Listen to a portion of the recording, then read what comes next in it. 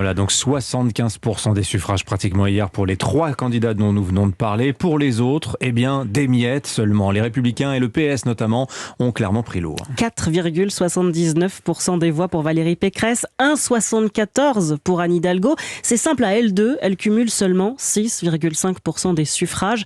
Un naufrage quand on se souvient qu'en 2012, le PS plus l'UMP remportait à eux deux 56% des voix.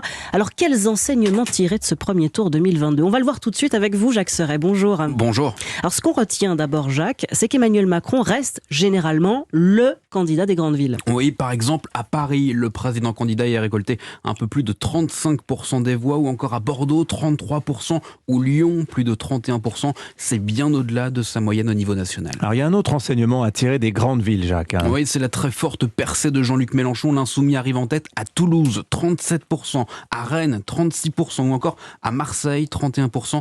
Un département à la même placé en tête, la Seine-Saint-Denis, avec 49% des voix. Jean-Luc Mélenchon qui a reçu d'ailleurs les faveurs des Antilles. Oui, arrivé en tête avec 56% des voix en Guadeloupe, 53% en Martinique, 50% en Guyane.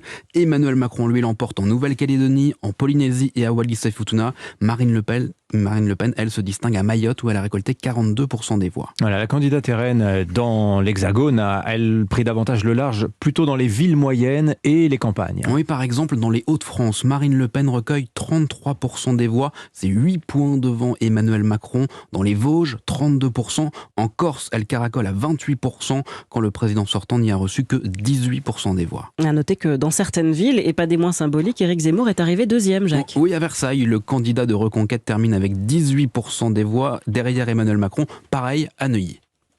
Merci Jacques, pardon, attendez, on n'a pas terminé dans tout ça. Vous nous avez pas parlé d'Anne Hidalgo, où est-elle passée ? Mystère, même dans sa ville, Paris, elle est loin derrière. 2% des voix, cela représente seulement 22 000 électeurs pour plus d'1 300 000 inscrits. Merci Jacques Serret du service politique d'Europe 1.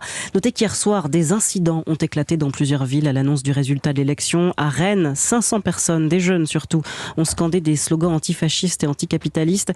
Certains ont dégradé le mobilier urbain et des agences bancaires.